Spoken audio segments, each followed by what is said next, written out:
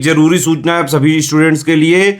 Study for civil services का Android app Google play store में आ चुका है, उसको प्लीज तुरंत इंस्टॉल कर लीजिए। और अगर आप स्टडी फॉर सिविल सर्विसेज के सिर्फ ऐप से कोई भी कोर्स, कोई भी पीडीएफ परचेस करते हैं तो उसमें अप्लाई कूपन, अगर आप ज्ञान सर जो है आप उसमें अप्लाई करते हैं, ये कूपन कोड है, तो उसमें 20% फीस तुरंत माफ हो जाएगी। मतलब 20% डिस्काउंट तुरंत उसमें लग जाएगा। ज्ञान सर लिखना है, नॉर्मली ज्ञान सर, स्मॉल लेटर में है सब कुछ, कोई स्पेस नहीं, कोई कॉलम नहीं, सिर्फ ज्ञान सर, GYANSIR। इस तरह से अगर कूपन कोड लगाते हैं आप ऐप में बाई करने से पहले, जो अप्लाई कूपन वाले में आता है, तो 20% का डिस्काउंट तुरंत मिलेगा। वीडियो देखिए। नमस्कार दोस्तों, एक और पीसीएस एग्जाम और फिर से परिणाम वही, पेपर लीक। अब इसमें कितनी सच्चाई है, पेपर लीक हुआ है या नहीं हुआ है? छात्रों का कहना है पेपर लीक हुआ है, जबकि आयोग ने ये जवाब दिया है कि पेपर लीक नहीं हुआ है और पेपर बहुत ही शुचितापूर्ण तरीके से संपन्न कराया जा चुका है। तो देखते हैं क्या न्यूज़ है। देखिए, बीपीएससी 17वीं परीक्षा प्रदर्शन कर रहे छात्र को डीएम ने मारा थप्पड़। ये वीडियो भी आपने देखा होगा, सोशल मीडिया पे लगातार वायरल हो रहा है। छात्रों के विरोध करने का उद्देश्य ये है कि उनका कहना है पेपर लीक हुआ है। इसके कई कारण हैं। कुछ कारण ये है कि भाई पेपर पहले से ही वायरल हो रहे थे। कुछ स्टूडेंट्स का कहना है कि एग्ज़ाम हाल में उनके जब पैकेट आए तो वो खुले हुए थे, और कुछ का कहना है कि उसमें पेपर ही कम थे।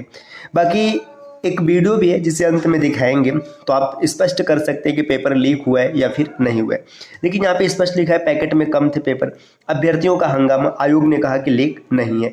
अब कम थे, कितने कम थे ये आप आगे देख सकते हैं कि बिहार लोक सेवा जो आयोग है भाई, बीपीएससी, इसमें न्यूज़ क्या है कि 17वीं एकीकृत प्रारंभिक परीक्षा शुक्रवार को ये आयोजित किया गया था, और यहाँ पे कुम्भकार स्थित बापू परीक्षा भवन में अभ्यर्थियों ने हंगामा कर दिया।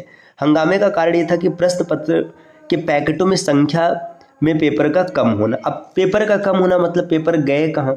इसके बाद पेपर लीक की अफवाह उड़ गई। हालांकि आयोग ये मान ही नहीं रहे। इसके बाद पटना के बापू सभागार में दोपहर 12 बजे परीक्षा शुरू होने के करीब आधे घंटे बाद बवाल शुरू हो गया। परीक्षार्थी हंगामा करने लगे। सैकड़ों की संख्या में परीक्षार्थी थे, सड़क पर उतर आए। हाथ में प्रश्न पत्र, OMR सीट थी, सड़क पर उन्होंने जाम कर दिया।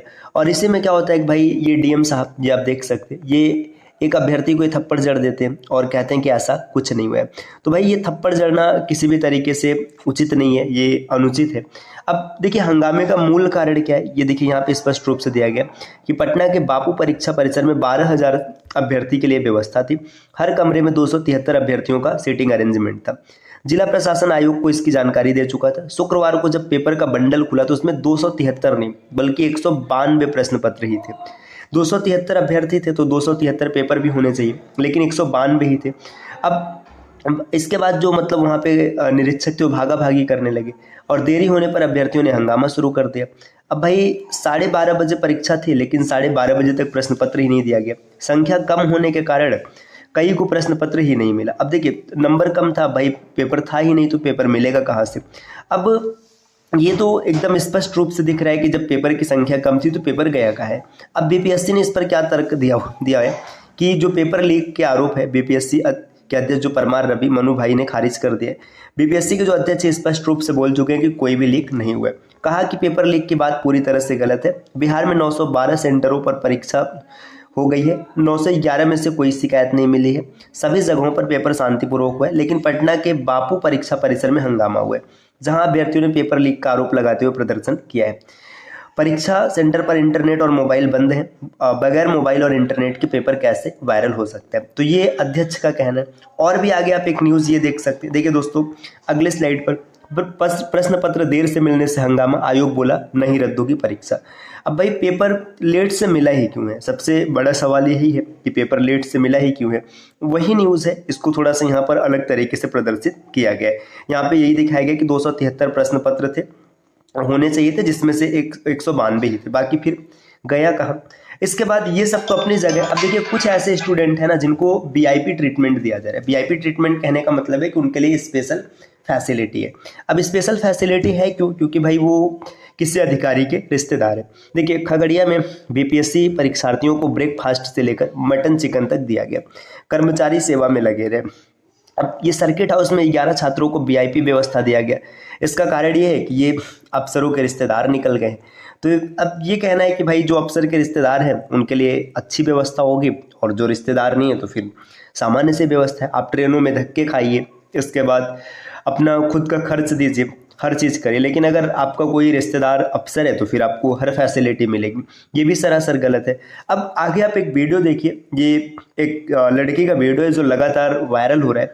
इसमें कितनी सच्चाई है, अब ये तो जिसने पेपर दिया है प्रत्यक्ष रूप से या फिर वहाँ पर जो उपस्थित थे वही बता सकते हैं।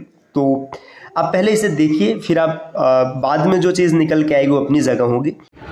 मेरा नाम पारुल चौहान है और मैं 70वीं बीपीएससी का एग्ज़ाम देने 13 दिसंबर को सेंटर पे पहुंची थी। मेरा सेंटर था बापू एग्ज़ाम सेंटर पटना, और वहाँ पे मेरा था 3rd फ्लोर हॉल नंबर 4, और मेरा रोल नंबर है 534581। ये रहा मेरा रोल नंबर, ये रहा मेरा एडमिट कार्ड।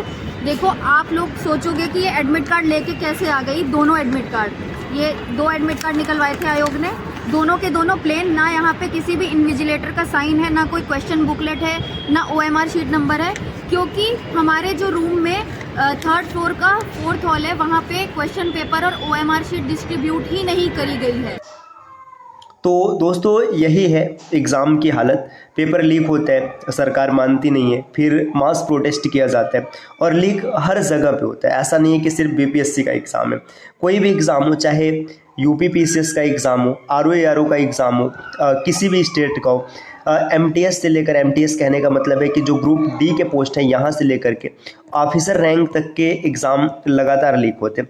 अभी देखिए एसएससी में लगातार प्रोटेस्ट चल रहा है। अब इसमें कुछ टीचर्स का मानना है कि लीक नहीं हुआ है, और कुछ टीचर्स का मानना है कि लीक हुआ है। हालांकि सच्चाई जो भी है सबको दिख रही है, हर चीज़ स्पष्ट है। तो फिर ऐसा सरकार कर ही क्यों रहा है? क्या मतलब एक मास प्रोटेस्ट की आवश्यकता है? मतलब हर वर्ग के विद्यार्थी चाहे किसी भी एग्ज़ाम की प्रिपरेशन कर रहे हैं, एसएससी की कर रहे हैं, यूपीएससी की कर रहे हैं, यूपीपीसीएस की कर रहे हैं, वनडे एग्ज़ाम की कर रहे हैं, सब एक साथ आकर के प्रोटेस्ट करेंगे तब दिन बदलेगा क्या? तो भाई सरकार को इस पर ध्यान देना चाहिए। और खैर जो भी है, आपका सिर्फ एक ही धर्म है कि आप लगातार मेहनत करते रहिए निस्वार्थ भाव से।